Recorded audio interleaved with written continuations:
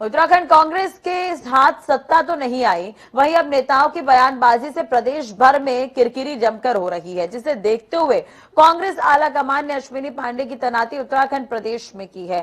अब प्रदेश में दूसरी तरफ निवर्तमान नेता प्रतिपक्ष प्रीतम सिंह ने जनता टीवी से खास बातचीत में सब कुछ ठीक होने का दावा किया है।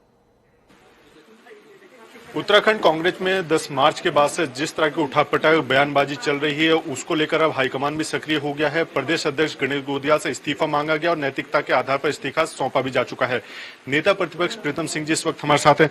सर, जो पूरी 10 मार्च के बाद उठापटक शुरू हुई है, बयान कई तरह के आने लगे, आप किस तरह से देखते हैं? देखिए, क्योंकि हम परास्त हुए हैं तो कई बार आदमी कुछ बात कह देता है, लेकिन मैं सभी से यही आग्रह करना चाहूंगा कि जो भी बात इसको कहनी है पार्टी प्लेटफॉर्म पर अगर हम कहें तो ज्यादा बेहतर है।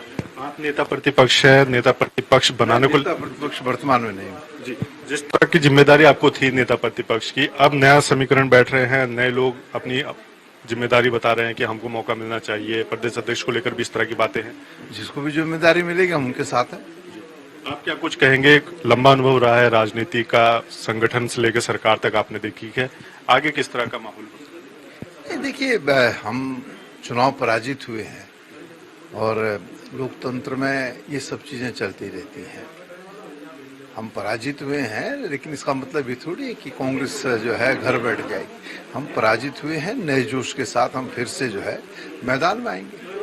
आप संगठन के अध्यक्ष रहे हैं प्रीतम जी, और जिस तरह से गणेश गोदियाल जी ने इस्तीफा सौंपा है, बोला जाता है कार्यकारिणी पूरी तरह से भंग हो जाते हैं, लेकिन अब ये नई बात उठ रही है कि सभी इस्तीफा दे, सभी नैतिकता संभाले, सामूहिक नेतृत्व।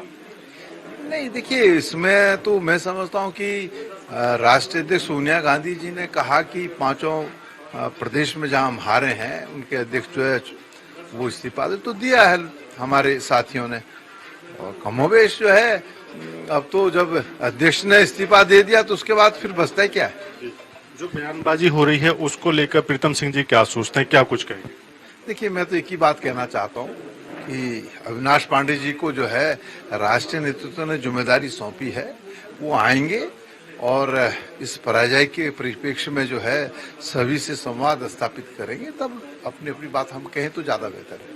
अश्विनी पांडे जी पहले भी स्क्रीनिंग कमेटी के अध्यक्ष रहे हैं, पूरा चुनाव देखा उन्होंने, क्या लगता है उनके आने से फायदा होगा जिस तरह की बयानबाजी या तमाम आरोप प्रत्यारोप चल रहे हैं? नहीं, देखिए, आरोप प्रत्यारोप कोई किसी पर नहीं लगा रहा है। देखिए, जब पराजय होती है तो कई बार इस तरह की बातें होती है। आप निश्चिंत रहिए, कांग्रेस में हर चीज सामान्य है। आप अभी जब अविनाश पांडे जी आएंगे वो सबसे बात करेंगे, संवाद स्थापित करेंगे, सब लोग अपनी अपनी बात कहेंगे। उसके बाद ही तो एक मंथन के बाद ही तो एक नया रास्ता निकलेगा। उस जब नया रास्ता निकलेगा तो उस रास्ते पर हम आगे बढ़ेंगे। निवर्तमान नेता प्रतिपक्ष प्रीतम सिंह जी, जिनका साफ तौर पर कहने कि अश्विनी पांडे जी को जिम्मेदारी सौंपी गई है, अब वो मंथन करेंगे और उसके बाद ही नया रास्ता निकलेगा और कांग्रेस पूरी तरह से मजबूत है और आगामी चुनावों को लेकर भी पूरी तरह से सजगता के साथ लड़ेगी। कैमरामैन रुपेश नेगी के साथ अजीत काम्बोज, जनता टीवी, देहरादून।